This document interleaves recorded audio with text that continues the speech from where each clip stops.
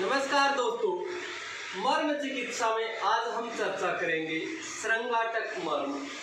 श्रृंगाटक मर्म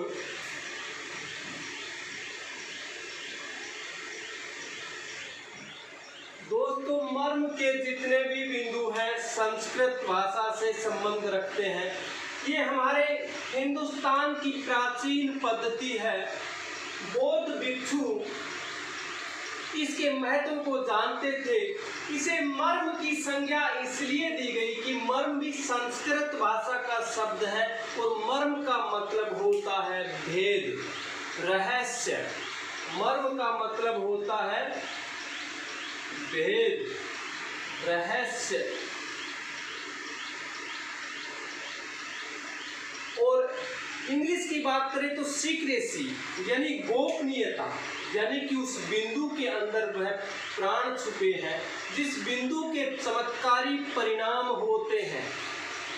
महाभारत काल में योद्धा जब घायल होते थे, मर्म के बिंदुओं के द्वारा उन्हें तुरंत युद्ध के लिए तैयार कर दिया जाता था।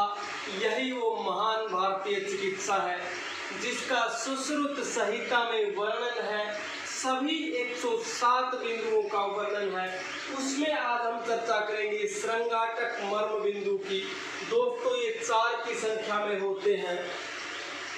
श्रृंगाटक मर्म की बिंदु संख्या 4। यह सद प्राणहर है। ये भी संस्कृत भाषा का शब्द है, सद प्राणहर।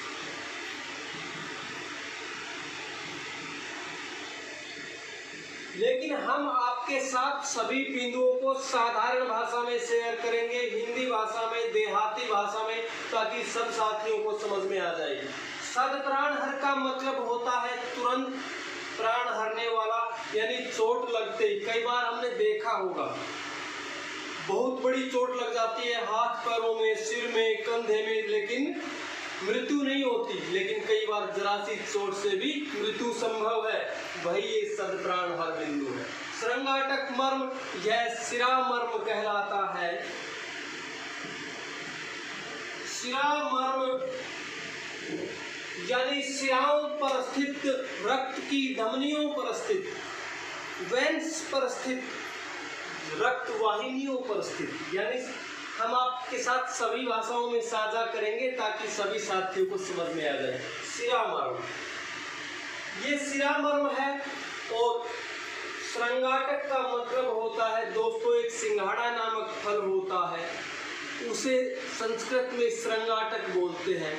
श्रृंगाटक का मतलब होता है 3 चोटियों वाला पर्वत। सिंघाड़ा 3 फुट का होता है, तिकोने आकार का होता है। सिंघाड़ा आपने देखा होगा इस तरह से। सिंघाड़ा नामक फल होता है जो कि शीतलता का कारक है। यह 3 चोटियों वाला पर्वत भी कहलाता है। श्रृंगाटक का मतलब होता है 3 चोटियों वाला पर्वत। इसकी लोकेशन की अगर हम बात करें तो इसकी लोकेशन है, ये 4 की संख्या में होते हैं। ये हमारी जो आंख की कोन है, ठीक इसके साथ और ठीक दोनों तरफ, यहाँ से नोज, आई, ब्रेन, ईयर और माउथ, ये सिराओं का एक जंक्शन बिंदु है जहाँ से सिराएं निकलती हैं और इस पर चोट की स्थिति में तुरंत मृत्यु संभव है। ये 2 बिंदु है आंख के कोन के ऊपर, एक इधर एक इधर। तीसरा बिंदु है नाक के बिल्कुल नीचे, जो कि नाक के बिल्कुल नीचे, जो कि एक्यूप्रेशर चिकित्सा, एलोपैथिक चिकित्सा, आयुर्वेद चिकित्सा या आप एक्यूपंक्चर चिकित्सा कह सकते हैं। जब थेरेपी के दौरान या किसी भी कारण से बेहोशी आती है तो तुरंत इसको दबाते हैं और इससे पेशेंट को होश आ जाता है। तीसरा बिंदु और चौथा बिंदु ये हमारे चिन के ऊपर है, जो कि कॉन्स्टिपेशन का बिंदु, एक इम्पोर्टेंट पॉइंट है, स्पेसिफिक बिंदु है कॉन्स्टिपेशन का। इस पर इस तरह से रोजाना मसाज करने से पुरानी कॉन्स्टिपेशन हमने ठीक होते देखी।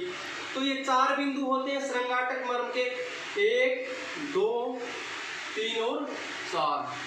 इन चारों बिंदुओं को उत्प्रेरित करने से तीनों दोषों का बैलेंस बनता है, वात, पित्त और कफ। आयुर्वेद में वात, पित्त और कफ के आधार पर डायग्नोस बनता है।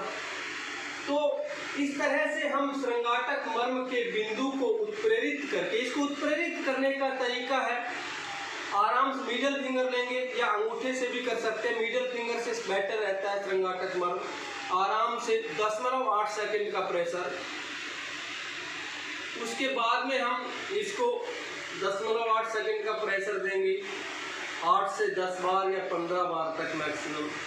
इस पर भी इस तरह से प्रेशर देंगे, अंगूठे से भी दे सकते हैं, अंगुली से भी दे सकते हैं।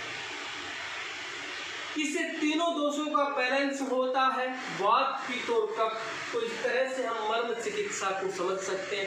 दोस्तों ऑनलाइन साझा करेंगे एक एक बिंदु को, आपके साथ हम साझा करेंगे बहुत ही जल्दी। इस भारतीय चिकित्सा पद्धति को हम जागृत करने का भरपूर प्रयास करते हैं, क्योंकि ये भारत की मर्म चिकित्सा पद्धति, इसका नकल करके अनेकों पद्धतियां बनाई गई, लेकिन इसके नाम को, इस मर्म चिकित्सा को छुपाने का जो प्रयास चल रहा है, हम इसको सफल नहीं होने देंगे। आप और हम मिलकर के इस भारतीय चिकित्सा पद्धति को आगे बढ़ाएंगे।